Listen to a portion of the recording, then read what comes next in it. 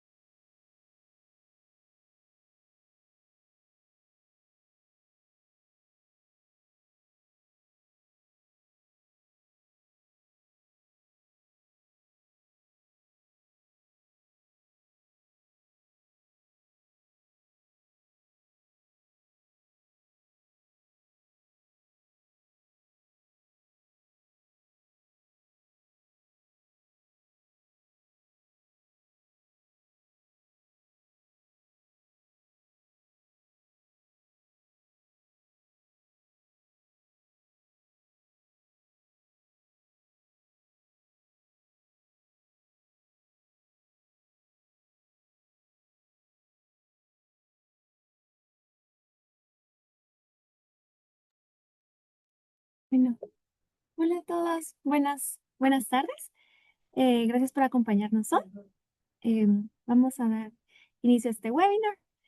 El día de hoy tenemos a la doctora Pía Chaparro con nosotras. Ella nos va a estar eh, hablando un poquito más de su trabajo. Y solo antes de comenzar con el webinar, quería preguntar a la doctora Pía si nos podía compartir un poquito más de su carrera, de cómo empezó su camino en salud pública.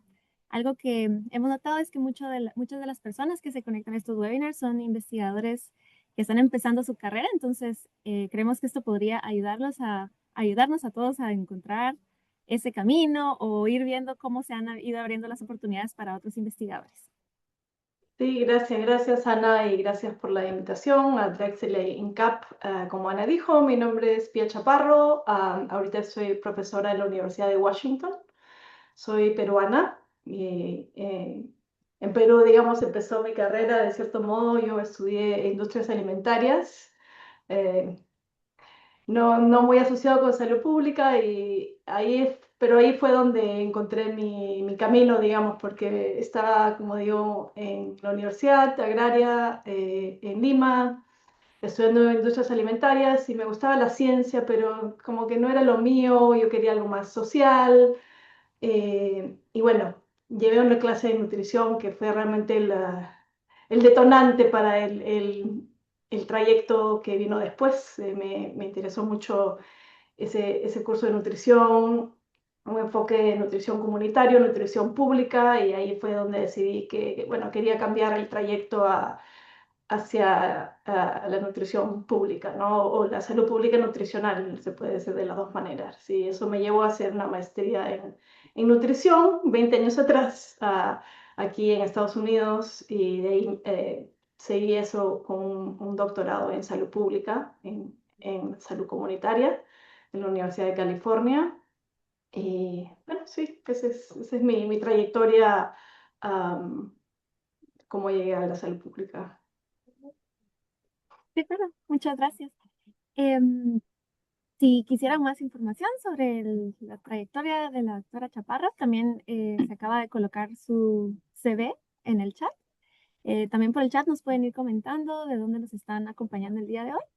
Y también pueden ir haciendo preguntas a lo largo de este webinar, ya sea en el chat o en el Q&A, y nosotros la vamos a estar monitoreando.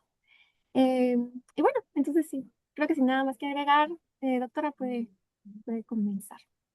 Gracias, Ana. Y voy a compartir mis slides y me dicen, por favor, Ujú. si Sí, no se ve bien, si se ve bien. Am, se ve bien. Se ve bien, perfecto. Sí. Entonces, comienzo. De nuevo, muchas gracias por la invitación. Mi nombre es Pia Chaparro y hoy día voy a hablar de las políticas de inmigración y el acceso a los programas sociales en Estados Unidos. La agenda para hoy voy a presentar los resultados de 3 estudios realizados en colaboración con investigadores de la Universidad de Drexel, en particular el doctor Brent Langelier, que fue el investigador principal de esos 3 estudios. Me voy a enfocar principalmente en este primer estudio con más entendimiento porque fue el que yo lideré y además está enfocado en hogares latinos, que tal vez es de más interés en este grupo. Pero también voy a resumir los resultados de los otros dos estudios de la serie. Y también quiero resaltar antes de comenzar que estos tres estudios se completaron antes del 2025 y aunque los resultados son, bueno, más que relevantes ahora dada la coyuntura, no reflejan la realidad actual. Así que antes de cerrar la presentación voy a hablar también un poco de esta realidad actual y qué podemos esperar en términos del acceso a los programas sociales para los inmigrantes en Estados Unidos. Para comenzar, hablemos un poco del contexto de Estados Unidos en términos de inequidades en pobreza e inseguridad alimentaria. En esta primera figura de la izquierda vemos la barra azul, que el 10.6% de personas viven en estado de pobreza del país. Sin embargo, en las barras naranjas vemos que hay inequidades en términos de raza, etnicidad y también ciudadanía. Vemos que el nivel de pobreza para las personas autodenominadas latinas o hispanas es del 15%, mayor que el promedio a nivel país, y que el nivel de pobreza observado en la población blanca no hispana, que es del 9%. La tasa de pobreza también varía por ciudadanía, como vemos acá en las barras verdes, que los no ciudadanos tienen una tasa de pobreza de 16.8, bastante mayor a la de los ciudadanos naturalizados y los nacidos en Estados Unidos.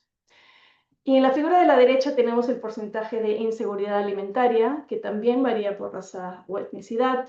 La población latino-hispana tiene el doble de carga de inseguridad alimentaria, el 20%, comparado con la población blanca no hispana, el 10%, y también es un porcentaje bastante mayor que el promedio del país, al 13.7%. Ahora, para enfrentar la pobreza y la inseguridad alimentaria y sus secuelas en la salud, en Estados Unidos el gobierno federal financia muchos programas sociales. Acá solo estoy listando algunos de ellos, pero estos programas se enfocan en alimentos y nutrición, por ejemplo. En total son 16 los programas alimentarios que existen en el país. Otros proveen transferencias monetarias directas, programas de aseguranza social, entre otros que asisten con el costo de vivienda, servicios, etcétera. En esta presentación nos vamos a enfocar principalmente en el programa de asistencia nutricional suplementaria o SNAP y un poco también en el programa de aseguranza de salud que se llama Medicaid. El programa de asistencia nutricional alimentaria SNAP es el programa de asistencia alimentaria más grande de Estados Unidos. En el 2024 casi 42 millones de personas o 12% de la población participó en SNAP. Por otro lado, el programa de Medicaid, que provee aseguranza de salud gratuita o de bajo costo a hogares con menores recursos u hogares con miembros con discapacidad, sirvió a casi 89 millones de personas o el 26% de la población en el 2024. Y es importante resaltar que estos dos programas son de prestaciones garantizadas, que significa que por ley estos programas tienen que darle beneficios a todas las personas que califican. ¿Y cómo es que funciona este programa SNAP? Los beneficiarios de este programa reciben una tarjeta de transferencia electrónica de beneficios que se llama EBT, que funciona como si fuera una tarjeta de débito para ser utilizada exclusivamente en la compra de alimentos en supermercados o tiendas barrotes, bodegas que participan en el programa. O sea, el gobierno deposita en esta tarjeta mensualmente la cantidad de beneficio que le corresponde a cada hogar y de nuevo esta es de uso exclusivo para comprar alimentos. Esta cantidad de beneficio depende de los ingresos y el número de personas del hogar, pero en el 2024 el promedio mensual fue de $187 por persona por mes.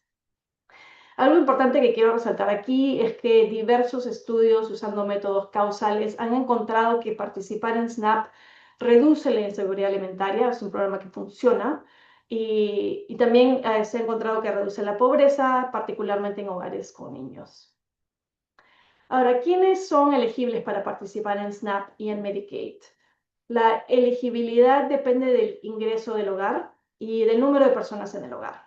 Y es un poco complicado esta elegibilidad porque el límite de cuál es el límite que las personas pueden ganar para calificar al programa varía por estado dentro de Estados Unidos, pero a nivel federal hay límites, ¿no? Para SNAP para SNAP, perdón, el límite es un ingreso bruto de menos del 130% del límite de pobreza y el ingreso neto menos del 100%. Aquí en esta tabla vemos que varía por número de personas en el hogar y, por ejemplo, para un hogar de 4 personas, ahí estoy resaltando el ingreso mínimo para poder calificar en este programa. La elegibilidad también varía en el bienes o activos, cuántos bienes o activos el hogar puede tener. También los límites los pone el Estado.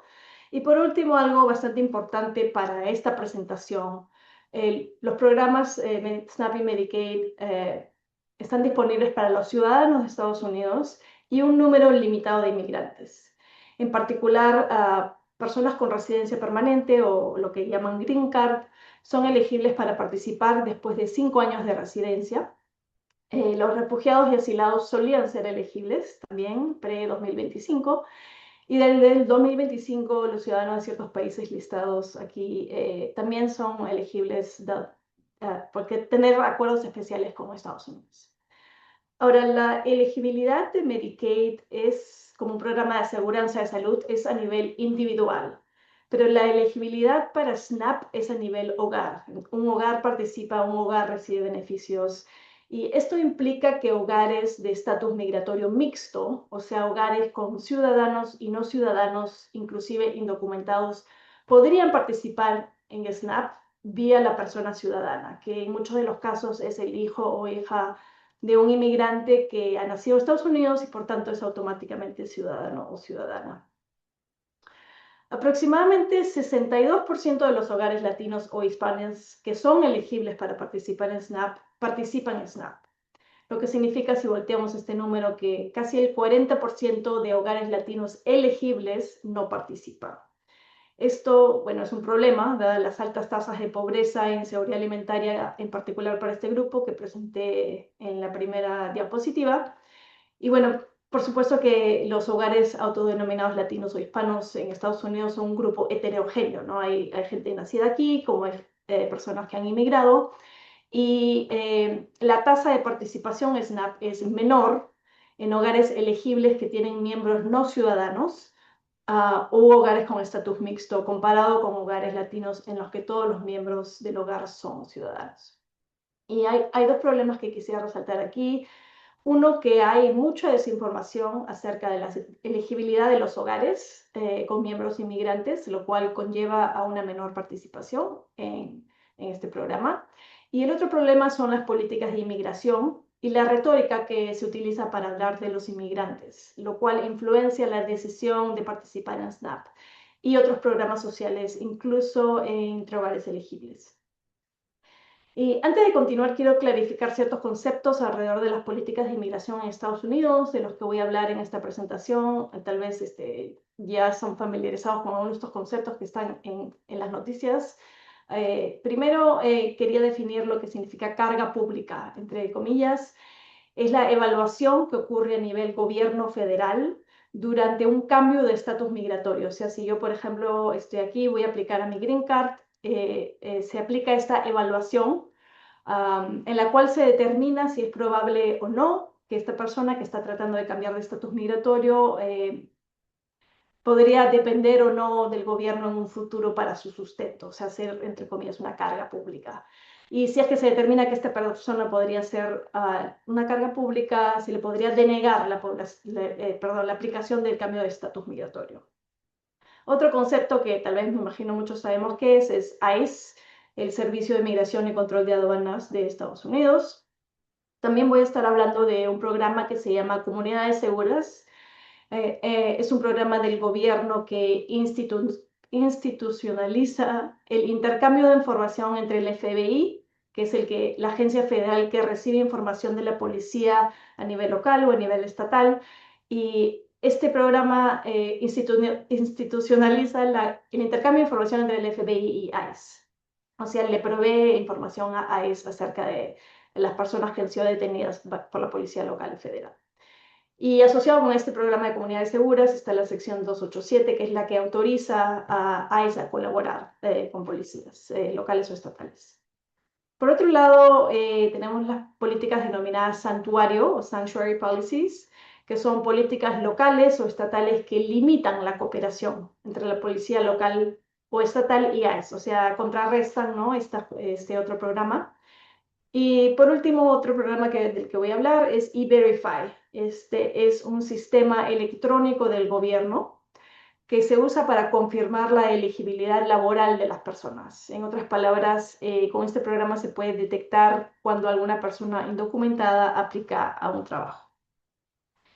Y también quiero aclarar que diferentes políticas de inmigración pueden existir en los diferentes niveles gubernamentales de Estados Unidos. El federal, o sea, a nivel país, a nivel estatal, a nivel condado o ciudad.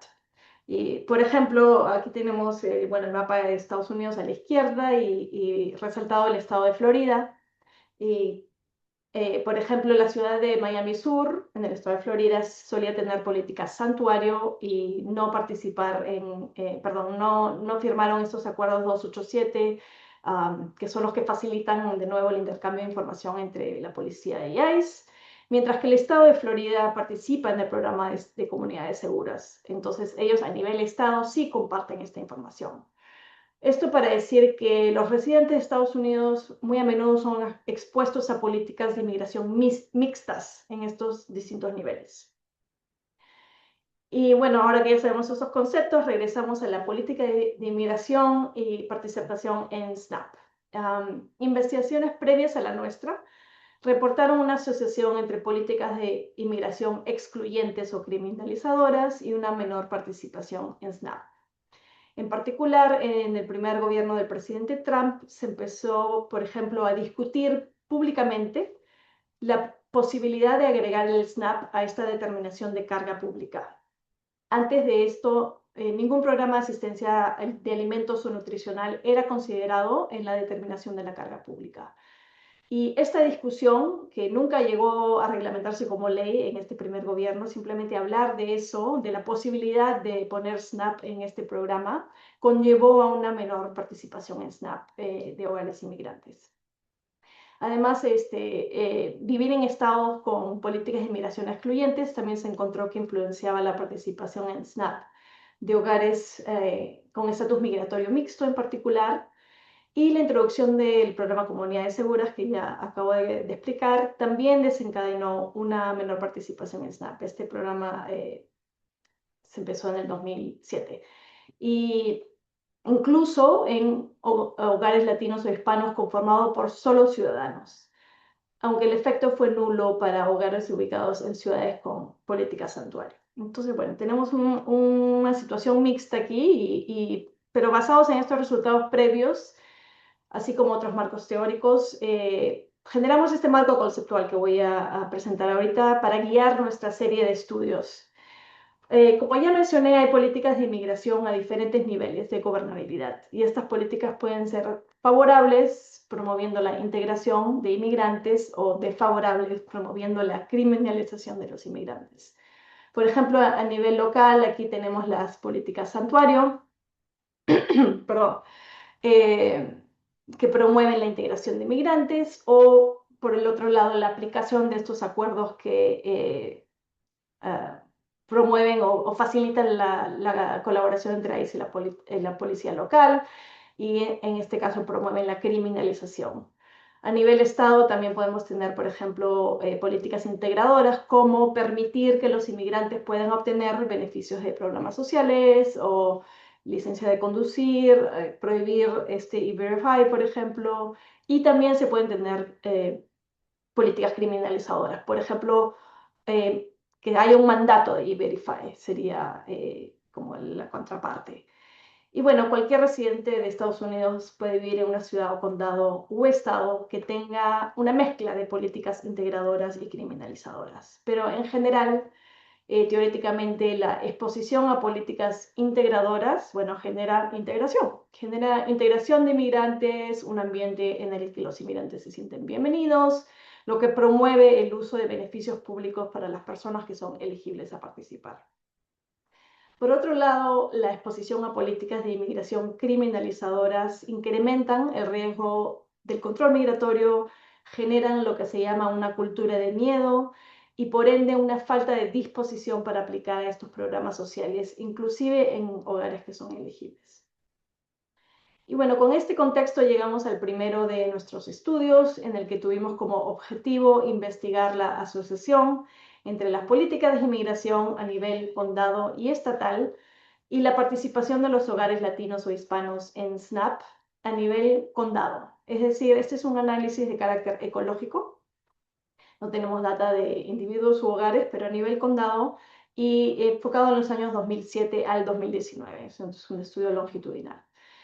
Nuestra hipótesis fue que la proporción de hogares latinos o hispanos que participan en SNAP a nivel del condado sería mayor en condados y estados con mayor número de políticas migratorias integradoras. Para este estudio utilizamos 3 bases de datos. Obtuvimos datos a nivel condado de la encuesta sobre la comunidad estadounidense, o ACS por sus siglas en inglés, y del catálogo de políticas santuario. Por otro lado, los datos utilizados a nivel del Estado fueron obtenidos de la base de datos de políticas de inmigración estatales del Instituto Urbano. Del ACS obtuvimos la variable dependiente, que fue participación en SNAP, y además las covariables, como explicaré en unos minutos, y el catálogo de políticas santuario, también a nivel condado. Mientras que de otra base de datos obtuvimos otras políticas migratorias, pero a nivel Estado. Bueno, esta es la principal base de datos, la encuesta sobre la comunidad estadounidense o ACS. Obtuvimos, como ya dije, datos a nivel condado de los años 2007 al 19, y hay en Estados Unidos 3.221 condados, pero ACS, la base de datos, suprime data de condados con menos de 65.000 personas. Es decir, no se puede acceder a esta data porque tienen menos de 65.000 personas. Entonces, solo 845 condados estaban disponibles para ser usados en el estudio. De estos 845 condados, se excluyeron aquellos sin datos de política de inmigración, en particular los condados de Puerto Rico, y los condados que tenían menos de 65.000 personas en por lo menos un año del estudio, o condados sin residentes latinos o hispanos, porque era nuestra muestra de interés, para una muestra final de 675 condados. Estos 675 condados representan el 80% de los condados disponibles de la base de datos y 21% de todos los condados de Estados Unidos. La segunda fuente de datos fue un catálogo generado por Lash et al. Este es un catálogo nivel de leyes, que incluía un listado de, entre comillas, políticas santuario, promulgadas en pueblos, ciudades, condados o estados entre 1979 y 2017. Y quiero mencionar en este momento que no hay una definición establecida de qué cuenta como una política santuario. Y eso está reflejado en esta base de datos, la cual incluye documentos relacionados, mejor dicho, todos estos documentos son los relacionados a personas nacidas fuera de Estados Unidos y o indocumentadas, pero abarcan documentos desde lo que nosotros llamamos declaraciones sentimentales, entre comillas, o por ejemplo, un documento diciendo en esta ciudad los inmigrantes son bienvenidos, hasta realmente guías legales explícitas de cómo la policía local no puede colaborar con ICE, ¿no? Entonces es un rango de documentos que nosotros llamamos política santuario. Y para este estudio asumimos que una vez promulgada esta política, se asumen activas para todos los años futuros, y para este análisis fueron agregadas y operacionalizadas a nivel condado. La tercera fuente de datos utilizada fue la base de datos de políticas de inmigración estatales del Instituto Urbano. De aquí extrajimos 19 políticas de inmigración a nivel estado en 3 dominios: beneficios públicos, control migratorio e integración.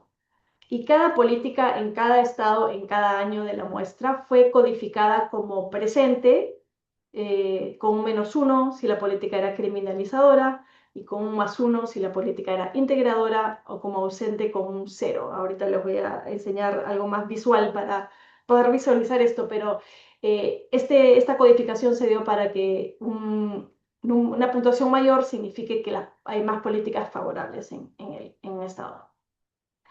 Y aquí está el listado de políticas que utilizamos en los 3 dominios de beneficio público, control migratorio e integración. Dentro del beneficio público tenemos 2 subdominios, asistencia financiera para residentes permanentes, y el otro es aseguranza de salud para residentes permanentes y o personas indocumentadas. Los dominios de control migratorio es E-Verify en particular, y de integración hay ítems relacionados con educación, que tan integradora es el Estado a nivel de educación y si los inmigrantes pueden obtener una licencia de conducir. Y bueno, por ejemplo, una de las políticas del dominio de beneficios públicos mide si el Estado provee asistencia alimentaria para adultos con residencia permanente durante el periodo de espera de beneficios públicos de 5 años, con opciones de 0 si el Estado no tiene la política, o +1 si el Estado tiene esta política por ser considerada integradora. Y por el lado contrario, por ejemplo, vemos en el dominio de control migratorio una política de mandato del E-Verify, que como recordarán es el sistema que se utiliza para evaluar la elegibilidad laboral de las personas. Si el Estado tiene el mandato de E-Verify, se le marcaría como un -1 presente, pero negativo por ser una política criminalizadora, y si el Estado no tiene esta política, se marcaría con un 0 ausente. Y para una guía más visual, no sé ustedes, pero yo soy una persona muy visual. Aquí están, por ejemplo, los estados que en el 2019 tenían una política en la que autorizaban a los adultos con residencia permanente poder recibir asistencia alimentaria. Los estados en azul son los que tenían esta política y los gris los que no la tenían. Entonces, en caso de cómo codificamos, todos los que están en azul le dimos un +1 y a los que están en gris un 0. Y lo mismo, por ejemplo, para los de E-Verify, los estados en gris en el 2016 no tenían mandato de usar E-Verify. A estos se les asignaría un 0. Y los estados en amarillo, en este caso, son los que el Estado tiene una política que demanda E-Verify para algunos empleos, y los estados en azul hay una política que demanda que se utilice E-Verify para todos los empleos. Entonces, a estos dos, amarillo y azul, en este caso, se les asignaría un -1. Y bueno, una vez que tenemos todas las políticas codificadas por estado y por año, calculamos un puntaje promedio por cada subdominio y luego lo sumamos para crear un índice de, entre comillas, favorabilidad hacia inmigrantes, con un rango de -1 a +1. Esta variable continua fue luego convertida en una variable categórica basada en tercios, basada en la distribución de este índice. Entonces, con esto clasificamos los estados o categorizamos los estados como menos favorables si estaban en el tercio inferior de esta distribución del índice de favorabilidad, medianamente favorables si estaban en el tercio del medio, y más favorable hacia los inmigrantes si estaban en el tercio superior del índice. Y como ya lo mencioné antes, la variable dependiente para este análisis fue la proporción de hogares latinos o hispanos que participaron en SNAP a nivel de condado en cada año de estudio. Las variables independientes fueron 3. 1, si el condado tenía política santuario, sí o no. 2, el índice de favorabilidad hacia inmigrantes a nivel estado que acabo de explicar de manera continua. Y 3, una variable combinando, digamos, la situación esta mixta de condado y estado. Se creó una variable para combinar políticas migratorias a nivel condado y estado, y acá están las 4 categorías. Puedes tener un condado con política santuario que está ubicado en un estado que se considera favorable para inmigrantes, condado con política santuario pero un estado no favorable para inmigrantes, condado sin política santuario en un estado favorable para inmigrantes, y un condado sin política santuario y en un estado no favorable para inmigrantes. Entonces, tenemos toda la gama de posibilidades. Las covariables usadas en el estudio, en el modelo, están listadas aquí. Las covariables a nivel condado fueron elegidas basadas en su asociación con la elegibilidad y participación en SNAP de los hogares latinos o hispanos, mientras que la tasa de desempleo en hombres de 16 a 64 años a nivel país fue utilizada para controlar por tendencias económicas a nivel nacional, ya que el análisis incluyó 13 años de información. Para los análisis estadísticos, primero utilizamos gráficos y estadísticas descriptivas para caracterizar la muestra estable de condados, es decir, los condados que son constantes en los 13 años de estudio. Y luego aplicamos modelos lineales generalizados, o GLM por sus siglas en inglés, para establecer la asociación entre la participación de SNAP de hogares latinos o hispanos a nivel condado y las tres variables independientes que miden políticas de inmigración. Es decir, tuvimos tres modelos independientes con cada una de estas variables. Y para los modelos GLM incluimos un intercepto aleatorio para el estado para considerar esta jerarquía geográfica multinivel de la data en la que los condados se encuentran dentro de los estados. Y utilizamos una matriz de varianza-covarianza, R1, para poder considerar la correlación entre condados a través del tiempo porque tenemos una data longitudinal. Y por fin llegamos a los resultados. En esta figura observamos la proporción de hogares latinos o hispanos que participaron en SNAP entre el 2007 y el 2019 en la muestra de condados estables. Los hogares hispanos son el color verde y los hogares blancos no hispanos como comparación están en azul. Estas proporciones no están ajustadas por ingresos o elegibilidad, son crudas, así que dado que los hogares latinos o hispanos tienen mayor tasa de pobreza comparado con los blancos no hispanos, tiene sentido que la proporción que participa en SNAP sea mayor. Y a través de los años es una tasa de participación de 15 a 20%. A nivel condado, ¿no? La proporción de latinos que participan en SNAP en el condado. En esta tabla tenemos una selección de características de la muestra de condados estables en el 2007, que fue nuestro primer año de estudio, 2013 el año del medio, 2019 el último año de la data. Vemos primero que el porcentaje de población latina en la muestra de condados incrementó ligeramente en el tiempo de 11.6 a 15%, mientras que el porcentaje de población blanca no hispana bajó de casi 69% a 62% en el mismo periodo. También vemos que a través del tiempo el porcentaje de pobreza es de 2 a 3 veces mayor entre las personas latinas e hispanas que entre las personas blancas no hispanas en estos condados, reflejando las inequidades en pobreza que revisamos al comienzo de la presentación. Las siguientes dos variables reflejan las políticas de inmigración en los condados y en los estados.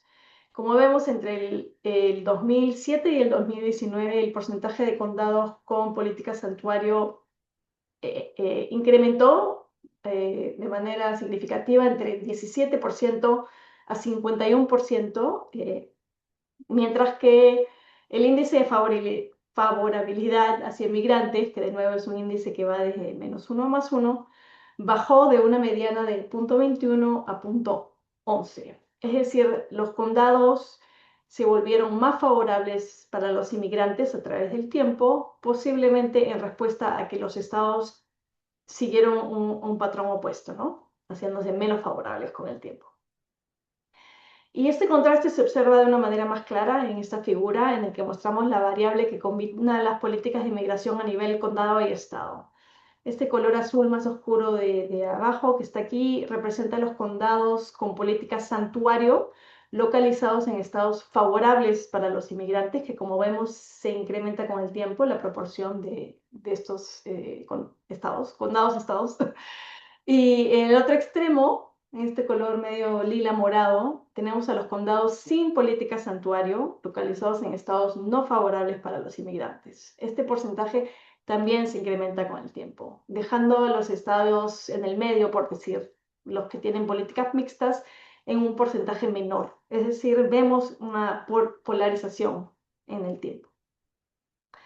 Y bueno, llegamos a los análisis finales. Esta tabla están los análisis de los modelos GLM, con cada una de las tres variables independientes estudiadas. Primero vemos que los resultados son estadísticamente significativos para la variable de política santuario a nivel condado, y la interpretación de este coeficiente es que la proporción de hogares latinos o hispanos que participaron en SNAP fue en promedio 1.1 punto porcentual más alta en condados con política santuario comparado con condados sin política santuario. Por otro lado, vemos que el índice de favorabilidad hacia inmigrantes a nivel estado no está asociado significativamente con la participación de SNAP. Ahí vemos el confidence interval, 95% incluye el cero, así que no fue significativa. Y el modelo que incluye la variable que combina las políticas de inmigración a nivel condado y estado fue significativa, y vemos que la proporción de hogares latinos o hispanos que participaron en SNAP fue en promedio 1.6 puntos porcentuales más alta en condados con política santuario ubicados en estados con políticas favorables para inmigrantes, comparado con condados lo opuesto, sin política santuario y en estados con políticas no favorables para inmigrantes. Y bueno, para resumir lo que acabamos de ver en números, digamos, en este estudio encontramos que las políticas de integración y criminalización de inmigrantes, o sea, las políticas migratorias, están asociadas con la participación de SNAP en hogares latinos o hispanos a nivel condado. En términos de asociación significativa y magnitud de efectos, concluimos que las políticas locales, en este caso las de nivel condado, las políticas santuario, parecen ser más importantes, aunque cabe recalcar que este es un análisis ecológico, lo cual es una limitación para la interpretación de resultados. Sin embargo, nuestros resultados están alineados con los resultados de los estudios anteriores que brevemente expliqué al comienzo de la presentación, y como vamos a ver en un minuto, también con los otros estudios que vinieron después en la serie de estudios que presentamos. Y ahora brevemente quiero presentarles los métodos y resultados de otros dos estudios los que trabajamos en este tema. Utilizamos data bastante parecida y métodos parecidos, entonces les voy a presentar, digamos, sí, algo bastante resumido, pero este segundo estudio fue dirigido por Sofía Arribay, también de Drexel, y utilizó las mismas bases de datos que el primer estudio, es decir, datos de la encuesta sobre la comunidad estadounidense o ACS, el catálogo de políticas santuario a nivel condado y la base de datos de políticas de inmigración estatales del Instituto Urbano. La diferencia fue que los datos del ACS utilizados fueron a nivel individual y del hogar, y solo enfocados en el año 2019. La muestra del estudio, en este caso, en lugar de latinos, que fue la que presenté hace un rato, fueron los adultos viviendo en hogares con uno o más inmigrantes, o sea, hogares inmigrantes, que basados en sus ingresos y bienes se presumen elegibles para SNAP. La variable dependiente fue participación en SNAP a nivel hogar, esta vez, y las variables independientes también fueron estas políticas santuario y la combinación de políticas migratorias a nivel condado y estado. En este caso, dado que la data es a nivel hogar y tenemos una variable dependiente binaria, aplicamos una regresión logística multivariable. Y los resultados que están aquí son bastante similares cualitativamente a los del primer estudio. Es decir, encontramos que las mismas variables están asociadas con la participación en SNAP. Primero encontramos que las probabilidades de participación en SNAP eran 21% más altas para los hogares ubicados en condados con política santuario comparado con hogares ubicados en condados sin política santuario. Y de nuevo, estos son hogares con por lo menos un inmigrante que se presumen elegibles para SNAP. Y también similar al primer estudio, observamos que las probabilidades de participación en SNAP son 26% más altas en los hogares ubicados en condados con política santuario y en estados con políticas favorables para los inmigrantes, comparado con lo opuesto, ¿no? En condados sin política santuario y estados no favorables para inmigrantes. El tercer estudio, liderado por Carolyn Kravitz, usamos también la data a nivel individual de ACS para el 2011, 2016 y 2019, pero esta vez utilizamos una base de datos llamada TRAC, que contiene registros relacionados con acciones administrativas de inmigración, incluidos el número de solicitudes de detención de ICE a nivel condado, que es un marcador de qué tan activo, digamos, es ICE en un condado, en cada condado de Estados Unidos. La muestra en este caso fueron adultos que vivían en hogares elegibles para SNAP o Medicaid, basados en ingresos, bienes y su situación migratoria también.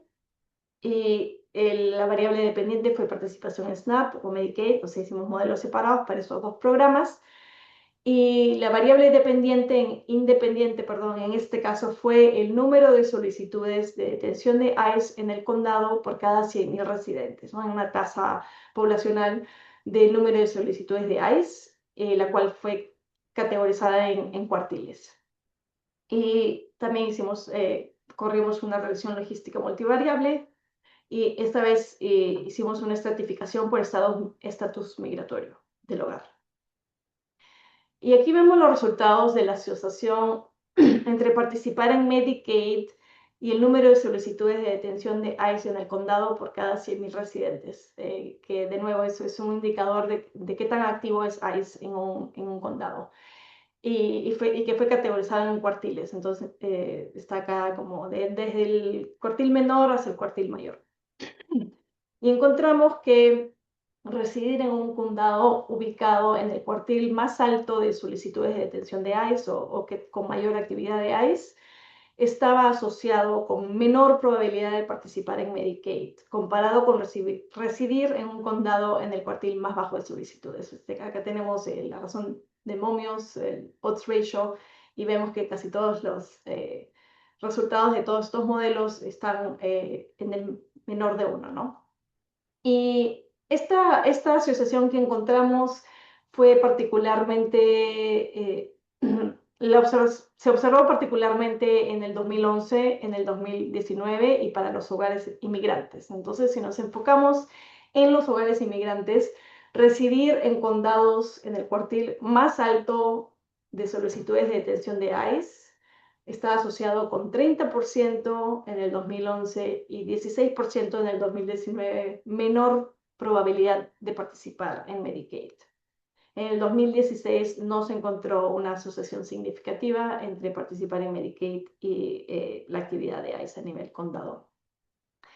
Y bueno, encontramos algo similar para SNAP. En hogares inmigrantes encontramos que vivir en condados, el cuartil más alto de solicitudes de detención de ICE estaba asociado con 45% en el 2011 y 32% en el 2019, menor probabilidad de participar en SNAP, comparado con residir en condados en el cuartil más bajo de solicitudes de detención de ICE. Nuevamente, en el 2016 no se encontró ninguna asociación significativa. Y bueno, las conclusiones de estos 3 estudios son similares a las conclusiones que presenté para el primer estudio, que las políticas de inmigración influencian la decisión de participar en programas sociales, particularmente en hogares latinos o hispanos, o con por lo menos un miembro inmigrante. Además, las políticas locales, como las políticas santuario, parecieran tener más peso en esta decisión. Y esta decisión de no participar en programas sociales, cuando uno es elegible, acarrea repercusiones negativas en la seguridad alimentaria, así como en sus secuelas de salud. Como dije al comienzo de la presentación, participar en SNAP y también participar en Medicaid tiene beneficios, ¿no? En términos de menor pobreza, menor inseguridad alimentaria y para Medicaid mejor salud, por así decirlo. Entonces, la reducción en la participación de estos programas podría también acarrear un incremento en los costos de la salud. Y bueno, las sugerencias o recomendaciones que se podrían lógicamente sacar de estos estudios serían que el gobierno federal no penalice a los hogares que participan en programas sociales a la hora que cambian de estatus migratorio, es decir, cuando estiman la llamada carga pública, por ejemplo, y que los gobiernos locales y estatales pasen políticas santuario para proteger a sus residentes inmigrantes y la salud pública en general. Y lamentablemente esto no es lo opuesto a lo que está ocurriendo ahora. El nuevo gobierno de Trump no solo ha incrementado exponencialmente la criminalización de los inmigrantes y la actividad de ICE, pero también está restringiendo el acceso a estos programas sociales, en términos generales, pero especialmente para los inmigrantes. Ahora, por ejemplo, se están discutiendo nuevos cambios para la estimación de la carga pública. La propuesta actual del gobierno es que dejar la decisión abierta para la persona que lee la aplicación del inmigrante, que esta persona decida, por ejemplo, qué cuenta y qué no cuenta la carga pública. Y bueno, sí. Y aunque aún es muy pronto para observar en la base de datos existentes si es que la participación de inmigrantes en estos programas ha disminuido desde que comenzó este segundo gobierno de Trump. Hay una encuesta de KFF y el New York Times que le preguntó a una muestra representativa de inmigrantes en el 2023 y de nuevo en el 2025 si en los 12 meses previos a la encuesta habían evitado aplicar a programas sociales de ayuda alimentaria, de vivienda o de aseguranza médica por temor a llamar la atención sobre su estatus migratorio o el de algún familiar. En esa figura vemos las respuestas de diferentes tipos de inmigrantes, el 2023 en azul y el 2025 en verde. Lo primero que resaltar es que el porcentaje que dijo que evitaron aplicar uno de estos programas por miedo a las repercusiones, digamos, migratorias, incrementó del 8 al 12% para todos los inmigrantes, pero aumentó del 27% al 46% para los inmigrantes que se presumen indocumentados. Y no sé si dije esto, pero quería subrayar que los inmigrantes indocumentados no son elegibles como individuos para participar en estos programas, pero pueden residir o vivir en un hogar que sí es elegible si es que hay una persona inmigrante o ciudadana que califica para los programas. De la misma encuesta vemos que el 36% de inmigrantes que se presumen indocumentados reportaron que dejaron de participar en un programa de asistencia social desde enero del 2025 a raíz de lo que está pasando bueno, porque no querían llamar la atención a su estatus migratorio o el de algún familiar. Y el 42% reportó que evitaron aplicar a uno de estos programas por el mismo miedo.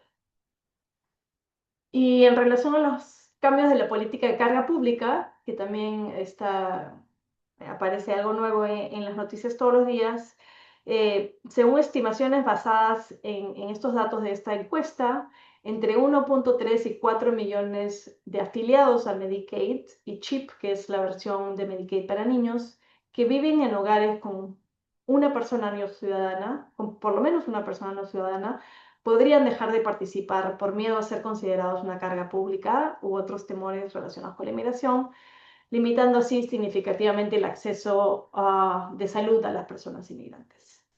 Y bueno, ¿qué viene después? No lo sabemos, vamos a ver qué sucede, pero este es el final de mi presentación por ahora.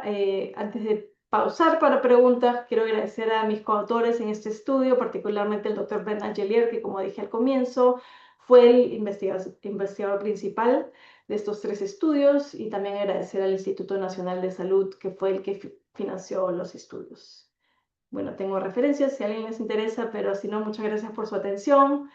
Creo que quedan todavía unos minutos para preguntas, pero si no alcanza el tiempo, por favor, pueden mandar un email a la dirección de correo electrónico que está aquí en la pantalla y muchas gracias.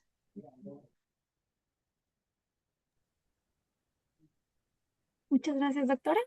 Y bueno, el chat está abierto por si tienen preguntas. También pueden levantar su mano por si quisieran hacerle alguna pregunta específica a la doctora. Estuvo muy interesante y tal vez yo pueda empezar haciendo alguna preguntita en lo que Sí, por los favor. demás se van animando.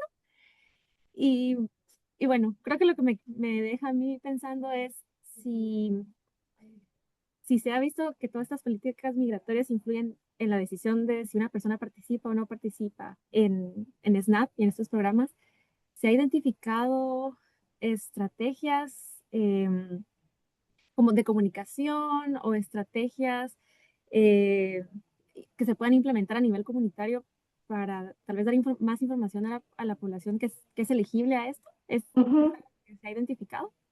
Eh, Eso fue una de nuestras recomendaciones de este primer estudio, ¿no? Que a la hora de tratar de outreach, perdón con mi Spanglish, pero de estos programas cuando quieren promocionarse, digamos, para que la gente participe, que tengan un enfoque particular en este grupo, que según lo que encontramos, tal vez no participa por esta cultura de miedo o por temor y, y asegurarse particularmente en lugares que tal vez no son tan favorables para inmigrantes, particularmente en esos lugares, enfocarse en ese outreach, pero no estoy, no sé si existe algún tipo de método o si lo están haciendo, la verdad no sabría decirte, sobre todo ahora, ¿no? Está un poco más complicada la situación.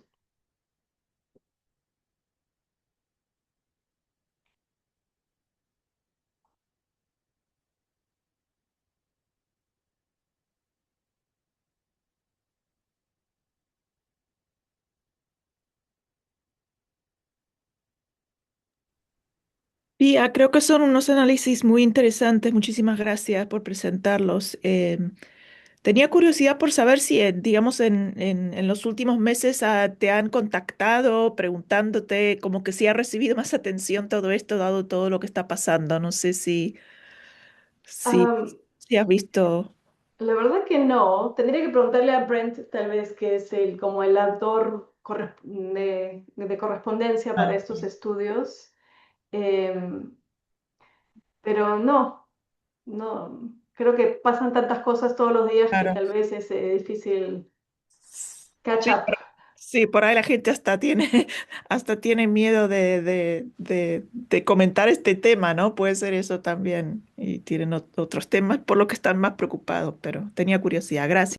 Sí, inclusive ayer ha salido algo nuevo de 75 nuevos países que están restringiendo el cambio de estatus migratorio y es por esto de la carga pública, ¿no? Porque se supone que son países que, bueno, los residentes de esos países, el gobierno piensa que van a hacer una carga pública. Entonces, sí, eso está, digamos, en las noticias todos los días ahorita,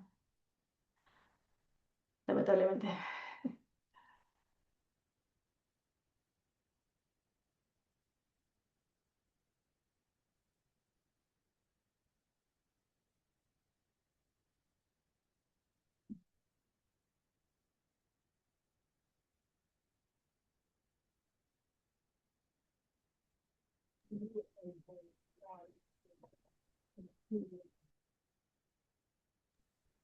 Bueno, no veo más preguntitas por el chat. Eh, Recuerda que aquí está el correo de la doctora en caso quisieran darle seguimiento para poder seguir aprendiendo un poquito más del trabajo que están haciendo. Muchas gracias, doctora. Estuvo muy interesante. Gracias a Y ustedes. creo que solo quisiera recordar que estos webinars se realizan una vez al mes. Siempre es el primer jueves de cada mes, a esta hora por la tarde más o menos. Entonces, pues los esperamos de igual manera en los próximos. Y bueno, creo que eso es todo. Feliz tarde para todos y muchas gracias por acompañarnos hoy. Gracias. Gracias. Chao.